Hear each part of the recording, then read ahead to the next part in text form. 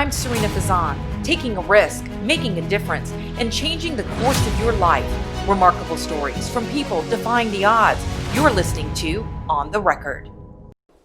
Hi, everyone, and thank you so much for joining us. I'm Sarina Fazan, and here with me is financial advisor Dave Duquette. Dave, thank you so much for joining us. I appreciate you having me. Tell us exactly what you do. Yeah, so I'm a financial advisor here in Tampa. Work with many clients across the country. Zoom meetings like we've done in the past, right? Been doing that for a long time. And just my mission is to help as many people as possible just learn how to save and work on the fundamentals that really stress them out when it comes to finances. Well, you are a total trustworthy guy, and I am saying that using all my years of experience and relying on my gut. But the story that I want to share with people too is that I actually canceled my appointment with you, and you called me back, and I said, "Well, I have an appointment with my CPA," but you called me back and you said, "I really think that you should come in because the advice that you're going to get from a CPA is different from the advice that you're going to get from me." Tell me why you guided me in that direction. Well, I appreciate it. When you called, you were stressed, and, meeting with CPA is incredibly important, and, but it's different type of advice, right? So I knew that, what we were going to speak about was going to be different from the conversation you were going to have with your CPA. And quite frankly, working as a team with your CPA and so forth was going to make the most impact in what you were going through and helping you in the future. So when do people need a financial advisor, though? Should we start at, I didn't start, I'm not going to reveal my age. Clearly, I started several years into my life. But when should people start to look into a financial advisor? Yeah, so unfortunately, this stuff isn't taught in schools, right? Mm-hmm. So, people go through elementary, middle, high school, college, post-secondary degrees and get their masters and so forth, and they're never taught anything as it pertains to personal finance or business finance. So it's unfortunate, right? The earlier you start, the more of an impact it'll have in your future. But it's never too late, let's put it that way. I work with people, in their young 20s that have just graduated college, all the way to people, in their late 70s and 80s. So there really isn't a time, that you shouldn't talk to a professional and get quality advice. Well, that's very comforting because so if you're sitting there and listening to this podcast or watching the podcast on YouTube, to know that you could go at any time. So speaking of that, I think money right now and finances clearly during this coronavirus crisis is a huge topic. It is. It's shed light, right, on the importance of being proactive rather than reactive. Right. All of a sudden, there's so many people out there that have just, whether or not they were running a business and, all of a sudden the economy shut down for months on end. Mm-hmm. Nothing to do with their control, nothing to do with how they were running their business or, whatever was going on. A pandemic shows up, right? Nobody would have expected it. And what happened is a lot of people, we see these major corporations that were not prepared for a bad quarter in their business, right? And having to take handouts because they couldn't take, right, 3 bad months of their business. These major corporations that will go unnamed, right? And that trickles down to everybody, right? And small businesses, the restaurants that are being affected so much, and then down to just the employees that maybe have lost their jobs. And so I think what we need to focus on and what should have been preached by all of the professionals in my industry was how do we create the appropriate emergency funds? How do we teach people to control their amount of savings? Because that's the controllable that will create success. And instead of, these opportunities that are bad for so many of the people that were prepared and had some cash on hand were taking full advantage of all the sales out there that they could go up there and gather, right? And that's typically when we see the rich get richer, as they say. Right. But how do you navigate it? So like if you're struggling even to make, go to the grocery store, or you're worried about it, or how do you navigate Yeah, through so I that? mean, it's different for so many people, right? What I'll tell you is that I typically find that there's a lot of leftover money for the vast majority of people, right? People are often living paycheck to paycheck, but I see this at all levels of income. I mean, up into the $1 million a year income. I see paycheck to paycheck type of living, and mainly it's due to because you can find a lot of cool things to spend money on, Right. right? It's pretty Right. easy to find things to spend money on, and there tends to be a lack of prioritization of where money goes, right? And I say my industry probably gets it wrong when they preach to budget more, right? And they make people feel guilty that they're spending money at Starbucks, right? And it's if you just didn't buy that coffee, you would have had $36 more in retirement, right? In 37 years, right? And it's a little silly to think that way, right? It's not about budgeting more.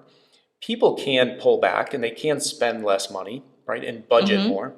It's not a lasting habit, right? I equate it to fad diets, right? So That is a great comparison. yeah, I mean, although this is definitely I think put some weight on for me in this Me in this too. COVID situation. You look at some of the diets out there that are just never eat bread again. Right. Well, the reality is people may do that for 3 months. People may do that for 6 months, and then you go to a great Italian restaurant, and what you're not going to eat the pasta or the bread? Come on. Most people are going to break, and the second they break, it's just that downward spiral, Absolutely. I know it's right? happened with me Yeah, numerous times. absolutely. And it's the same with cash flow, right? If you're budgeting and you feel guilty, so you're just not spending, I'm not going to go to Starbucks anymore. I'm not going to go on that vacation. I'm not going to go out to dinner, right? And then you could do that for a couple months. And then some of your great friends call you. Now, granted, when we can go back out and Right. everything Right. kind of gets back to normal, right? People are going to call you and say, hey, we want to go do this. Will you guys come?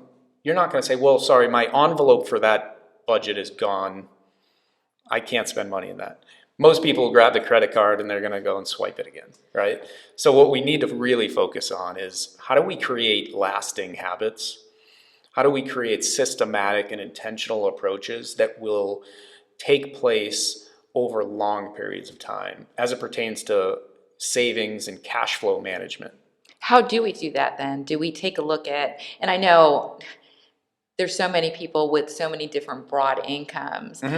How do you do that? Do you take a percentage of your income, or I'll let you answer the question. Yeah, no, great question. So, I mean, what we typically say is ideally, we want people to save 20% of their gross income. Now, for some people, that's easier said than done, right? And obviously, there's a lot of work that goes into finding where money is going, deep analysis that goes into that, so that we can help them manage the systematic approach to where that money should flow. Important that it flows into something that's liquid. What I mean is, you need to make sure that if you are saving into retirement type funds at work, things like the 401ks of the world, the 403bs and those things, you just have to understand that if you are in your 30s or 40s, you can't get to that money without a 10% penalty and all the taxes owed, right, until 59 and a half, right? So it's meant for retirement planning and it's really successful in doing that. The problem is many people have issues that they need that liquidity or need that access to that money to take advantage of emergencies or opportunities before retirement. So when we create that flow, we want to make sure that a vast majority of that savings is going to some place that they can get access to make sure that we can help them take care of emergencies like we are experiencing right now, or in the potential in the future, if they've been doing it for a long time, the emergencies that some people are seeing now are opportunities for others. Right. So. Like especially and we've seen it in the past, sadly. Sadly and optimistically for other people, like with the real estate crash. When Correct. unfortunately some people had to let go of the real estate, but then others were able to buy that real estate well below deep market. discount. Yes, deep discount. So going back to the cash though, it is good to have liquid cash Yes. on hand. Um, is that 6 month rule a good rule? Or, I mean, I've heard many times it should be, you should at least have 6 months to survive. Yeah, so kind of the caveat, or it depends for everybody. It's different for everybody, especially if you're running a business, right? That emergency fund needs to be at a higher level if you're running a business plus your personal life, right? They're two separate things. 6 months is a really good starting point, right, of expenses, right? If you cannot work for 6 months, imagine having a fund that you could live off of and feed your family, pay all the bills, and you know you could do that for at least 6 months. That should give a lot of peace of mind to people. Now, that is amount of money that should be just sitting in assets that are not meant to grow, right? That's very important, to hold money in simple savings accounts or money market accounts. It's not meant for growth. It's meant to be there. It's meant to be there for emergencies or quick opportunities. And then all of your other money still can be liquid, right? But meant for a growth opportunity, right? So there's many different areas of your life that you need to think about where money should be going. And we often find people are just stockpiling money in their savings account because they don't know what else to do with it, or that they're running very thin paycheck to paycheck because they never expected an event like what just happened to us and what is happening to us to happen, and now they're panicking.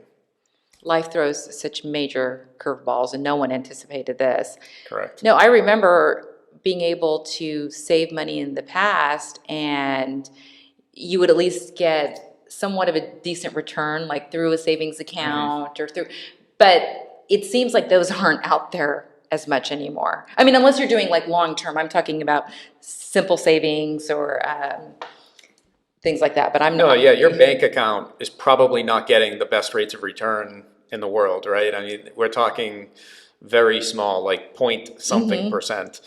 And it's still important to have money there, like we were saying, for the emergency funds and so forth.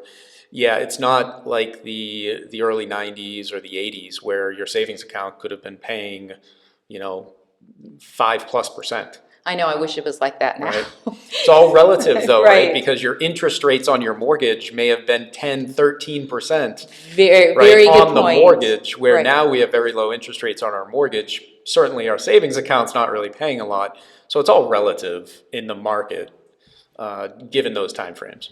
That's a very good way to look at it. So, okay, speaking of that and credit cards.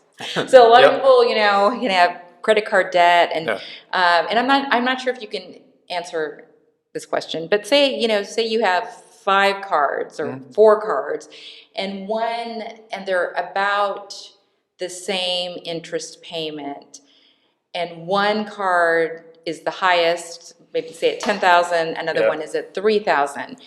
Is it better to pay off the $3,000 one, or is it better to pay off the $10,000 one? Because at least you know that, because I've heard like on the mental and the emotional Snowballing. side, yeah, like you pay off the 3,000 one first, you feel good that something is paid off. But financially, is that the best thing to do? So there's a difference between what the math tells us to do and our emotional state, right? So it's not as simple as just saying the math says to pay off this one first, right? Believe me, I have plenty of spreadsheets that we go over with my clients that have credit card debt, and we look at it all and we figure out what the math is telling us will be the most effective way to pay this debt off. But we have to take in consideration the psychological effect of a win, right? So paying that credit card off and getting that win sometimes is something we have to pay attention to and listen to, even though it may not be what the math is telling us. So most of my job is not math. People think it is, right? Just rates of return and other things. Most of my job is psychological in nature, right? Figuring out how people react with their money, and whether that's emotional or aggressive or gambling, you never know, right? There's a big wide range of how people react with money. We have to understand that as advisors and develop the best plan according to that as well. And my job is to remove the emotions from the decision making. process, if that makes sense. Yes, it totally So, makes sense. And it's very comforting to know that, because you're right. People do get so caught up in their yeah. emotions. I mean, I know I certainly do. So having someone that can help advise you, that can give you a clearer picture, is priceless. Because we're not thinking about it. You Yeah, are. yeah. I seek advice because I'm going to be emotional with my situation. So we're all going to be emotional, and that, if we think of in our lives when we're trying to make important decisions in an emotional state, they don't tend to be the best decisions, right? Whether that's in our marriage, whether that's in, our finances or whatever it might be. We want to try to be unemotional when we're making important decisions. So again, I think that's priceless. But for people listening and for people watching, what if they're asking, well, I don't know if I can afford a financial advisor?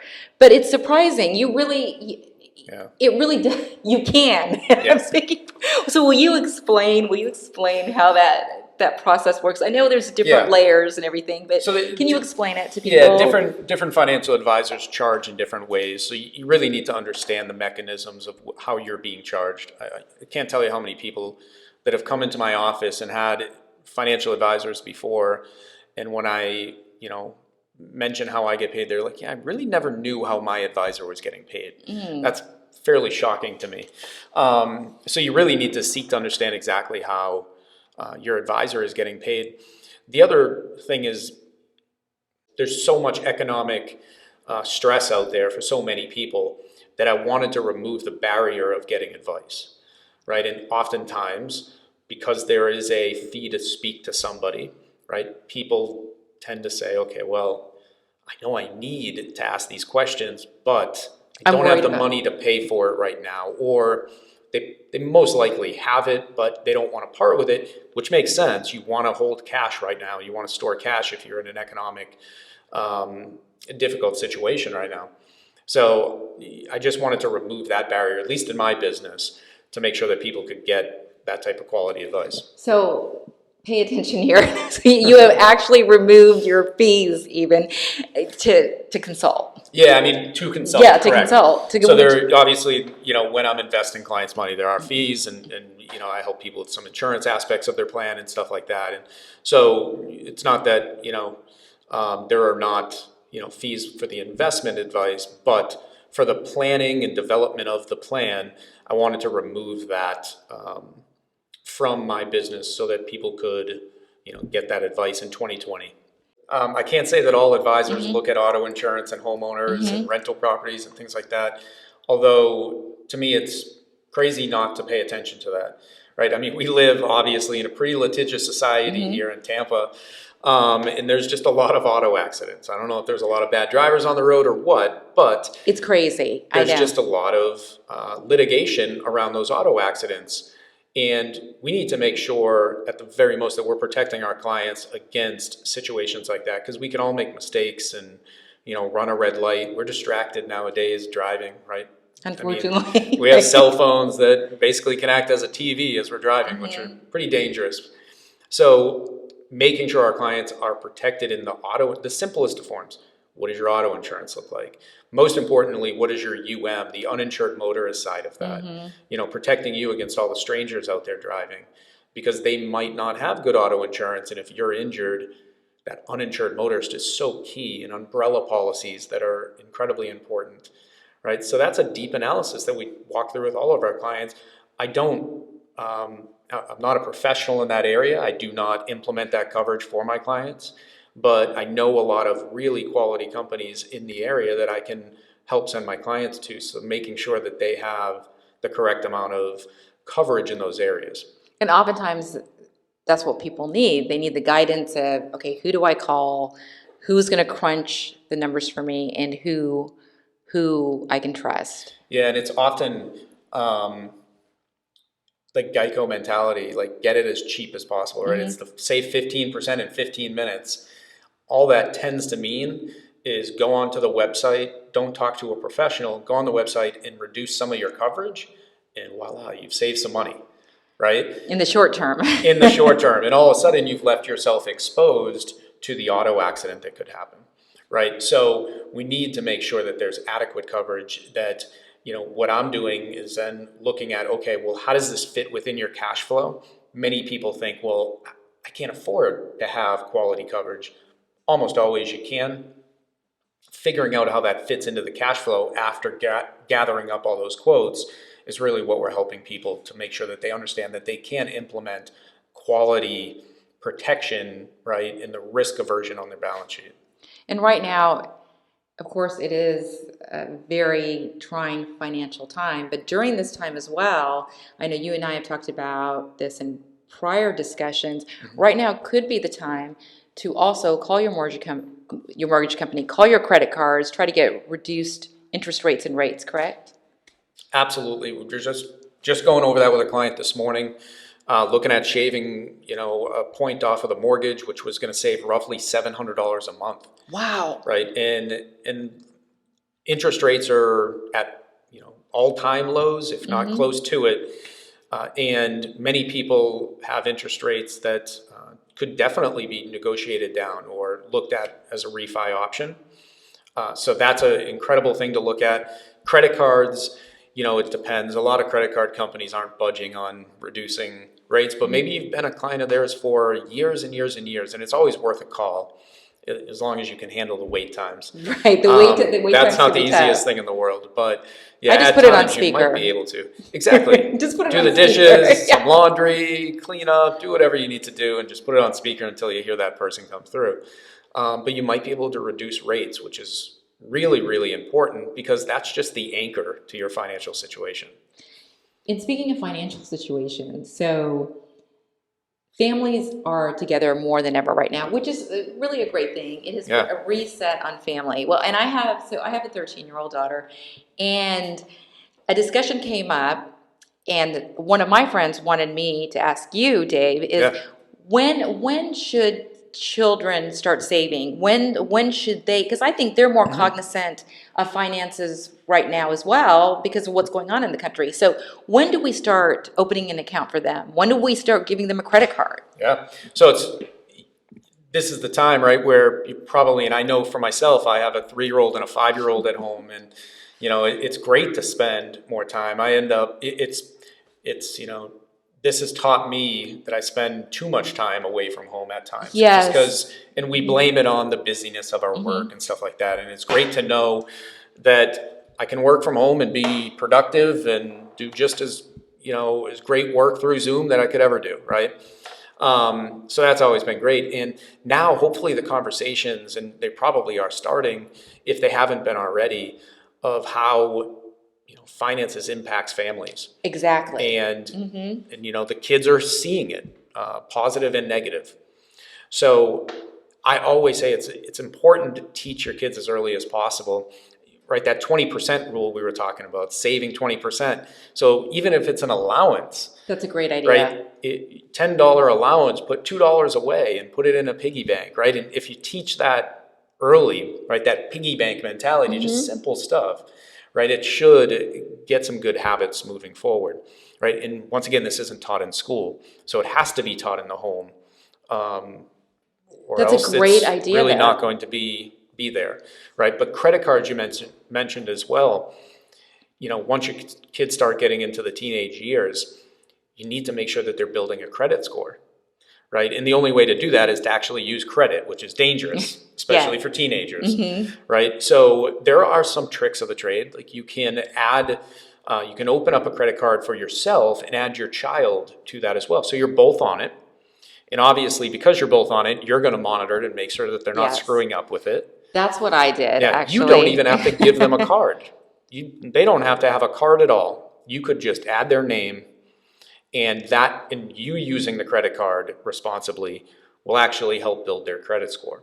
That's a great idea. So, and also put maybe their expenses on there, like, their activities or, when they get ice cream with gas, the right? So if they're driving, you can give them a card, say, this is the card that you use for gas. There's a lot of those scamming, phishing things that people are scared of. You don't want to throw a debit card in those. So, give them a credit card, and this is only for the use of gas or something else. And obviously you'll be monitoring this too, because if your name's on it, Then this you're could hurt. monitoring it. It's your name too. Well, it's your credit too, right? So you can't let your kids screw up your credit. Right. You got to make sure Can you imagine? that you're paying attention to that. But building a credit score is one of the most important things you can do for your child, so that when they get out into the real world, that they can buy a car, right, and get money at a cheap rate.